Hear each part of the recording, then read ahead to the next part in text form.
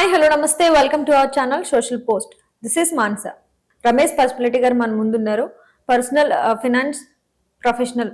So ఆయన అడిగి బ్యాంక్కి సంబంధించినటువంటి మనకున్న డౌట్స్ అన్నిటిని కూడా అడిగి క్లారిఫై చేసుకునే ప్రయత్నం చేద్దాం. నమస్తే సార్. నమస్తే అండి. సో ఫస్ట్ మనం బ్యాంక్లో డిపాజిట్లు అవి చేస్తుంటాం కదా సార్, మనం డబ్బులు అక్కడ ఇన్వెస్ట్ చేస్తూ ఉంటాం. దానికి డబల్ మనీ మనకి రిటర్న్స్ రావాలి అని అంటే ఏ బ్యాంక్లో మనం డిపాజిట్ చేస్తే మంచిది అంటారు? సో డబుల్ రిటర్న్ రావాలంటే దానికి కొంచెం రూల్ ఆఫ్ 72 అని ఉంది మనకి యాక్చువల్గా. అంటే మనకి ఎంత ఇంట్రెస్ట్ వచ్చేది అనేది బట్టి ఎన్ని సంవత్సరాలు డబుల్ అవుతుంది అనేది ఉంటుంది. ఇప్పుడు సపోజ్ మనకి 8% రిటర్న్ వస్తే 72 డివైడ్ బై 8 9 ఇయర్స్ డబుల్ అవుతుంది. అదే 9% మనకి ఇంట్రెస్ట్ వస్తే 72 డివైడ్ బై 9 అంటే మనకి 8 ఇయర్స్కి డబుల్ అవుతుంది. సో ఇప్పుడు ఏంటంటే కొంచెం బ్యాంక్ ఎఫ్డి రేట్స్ కొద్దిగా హైలోనే ఉన్నాయి. 7.5 7.2 అలా ఇస్తున్నాయి. కొన్ని స్మాల్ ఫైనాన్స్ బ్యాంక్స్ అని ఉంటాయి. సో ఇవి ఏంటంటే కొద్దిగా చిన్న బ్యాంక్స్, వీటిలో కొంచెం ఏంటంటే రేట్ ఆఫ్ ఇంట్రెస్ట్ కొద్దిగా ఎక్కువ వస్తుంది. అబౌట్ 8.2 8.5 వరకు కూడా ఇస్తున్నాయి. సో ఒకటి ఏంటంటే సేఫ్టీ ఎక్కువ ఉన్న చోట మనకి ఇంట్రెస్ట్ రేట్ తక్కువ ఉంటుంది. మనం చూస్తే హెచ్డిఎఫ్సి బ్యాంకు, ఐసిఐసిఐ బ్యాంక్ లేదా ఎస్బీఐ బ్యాంక్, వీటిలో ఎఫ్డి రేట్ తక్కువ ఉంటుంది. ఎందుకంటే వీటి సేఫ్టీ హై. ఈ బ్యాంక్స్ డిఫాల్ట్ అయ్యే అవకాశం చాలా తక్కువ కాబట్టి ఎఫ్డి రేట్ కూడా తక్కువ ఉంటుంది. అదే స్మాల్ ఫైనాన్స్ బ్యాంక్స్ కొద్దిగా ఎక్కువ ఉంటుంది, ఎందుకంటే కొద్దిగా రిస్క్ ఉంటుంది కాబట్టి కొద్దిగా రేట్ ఆఫ్ ఇంట్రెస్ట్ ఉంటుంది. అలాగే ఎవరైనా ఫస్ట్ ఏది ప్రిఫర్ చేస్తారంటే ఈ టాప్ బ్యాంక్స్ ప్రిఫర్ చేస్తారు ఎఫ్డి చేయాలనుకున్నప్పుడు. సో అందుకోసం అనేది స్మాల్ స్కేల్ ఫైనాన్స్ కొద్దిగా ఎక్కువ ఆఫర్ చేస్తాయి. సో వాళ్ళకి వచ్చే రిటర్న్ కొద్దిగా తగ్గించుకొని ఎక్కువ ఆఫర్ చేస్తాయి.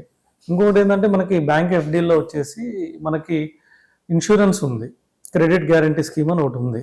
సో ఇదేంటంటే 5 lakhs వరకు ఎవరైనా బ్యాంక్ తీసేసినా కూడా ఇన్కేస్ ఎవరైనా కొద్దిగా ఎక్కువ రేట్ ఆఫ్ ఇంట్రెస్ట్ కావాలంటే ఏం చేయొచ్చు అంటే ఇలాంటి స్మాల్ ఫైనాన్స్ బ్యాంక్ సెలెక్ట్ చేసుకొని అందులో ఇంట్రెస్ట్ మనం ఇన్వెస్ట్ చేయొచ్చు. ఇన్వెస్ట్ చేస్తే ఒక్కొక్క బ్యాంక్కి 5 lakhs వరకు ఇన్సూరెన్స్ ఉంటుంది ఒక్కో బ్యాంక్.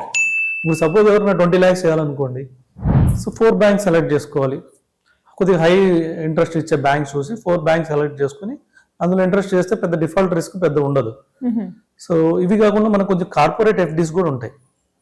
కార్పొరేట్ ఎఫ్డీస్ అంటే ఇదికి వచ్చి మ్యూచువల్ ఫండ్లో కాన్సెప్ట్. యాక్చువల్గా డెట్ ఫండ్స్ ఉంటాయి. డెట్ ఫండ్స్లో వచ్చేసి సేఫ్ వచ్చేసి ఓవర్ నైట్ ఫండ్స్ అని, అల్ట్రా షార్ట్ టర్మ్ బాండ్స్ అని, షార్ట్ టర్మ్ బాండ్స్ ఉంటాయి. ఇంకొచ్చేసి మీడియం టర్మ్ బాండ్స్ ఉంటాయి. వీటి తర్వాత కొంచెం కార్పొరేట్ ఎఫ్డీస్ కొంచెం 9 to 9.5 రేట్ ఆఫ్ ఇంట్రెస్ట్ ఇస్తాయి. మన బ్యాంక్ ఎఫ్డీతో పోలిస్తే చాలా ఎక్కువనే చెప్పుకోవాలి. ఎందుకంటే బ్యాంక్ ఎఫ్డీలో 7% వస్తే ఇవి 9.5 వచ్చిందంటే బాగా ఎక్కువ వచ్చినట్టు. సో 9.5 వచ్చినా కూడా కొంచెం క్రెడిట్ రేటింగ్ కూడా బాగానే ఉంటాయి. వీటికి AA+ రేటింగ్స్ ఉంటాయి. స్టిల్ డిఫాల్ట్ అయినా కూడా వీటికి కూడా 5 lakhs వరకు ఇన్సూరెన్స్ స్కీమ్ ఉంటుంది. సో ఇది అన్నిటికి ఉంది కాబట్టి, డెట్స్ ఇన్స్ట్రుమెంట్స్ ఉంది కాబట్టి, సో మనకి ఎక్కువ ఎవరైనా ఎఫ్డీలో డెట్లోనే ఇన్వెస్ట్ చేయాలనుకుంటే ఈ విధంగా ఇన్వెస్ట్ చేసుకొని కొద్దిగా ఎక్కువ రేట్ ఆఫ్ ఇంట్రెస్ట్ పొందొచ్చు.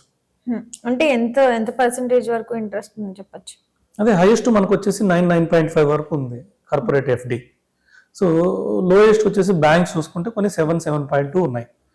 సో మనకి హైయెస్ట్ కావాలనుకుంటే కొద్దిగా రిస్క్ తీసుకుంటే 9.5 వస్తుంది కార్పొరేట్. రిస్కే కదా, కొద్దిగా హై ఇంట్రెస్ట్ కావాలని కొద్దిగా రిస్క్ ఉంటుంది. అందుకే రిస్క్ని మనం కొద్దిగా బైపాస్ చేయడం కోసం మనం ఏమనుకున్నామంటే కొంచెం ఒక బ్యాంక్లో 5 lakhs కన్నా ఎక్కువ పెట్టకుండా 4 బ్యాంక్స్లో పెట్టుకున్నారు అనుకోండి, అప్పుడు రిస్క్ ఏమి ఉండదు కదా. బ్యాంక్ తీసేసినా కూడా 5 lakhs వరకు గవర్నమెంట్ ఇన్సూరెన్స్ స్కీమ్ ఉంది. ఫ్యూచర్లో ఇది కూడా పెంచుదామని ప్రపోజల్ ఉంది. మేబీ తొందరలోనే పెంచుతారు. దానికి ఆల్రెడీ ఆర్బీఐ దానికి సంబంధించి సో కొన్ని ఆర్డర్స్ పాస్ చేస్తుంది. సో ఇవి డిస్కషన్స్ నడుస్తున్నాయి.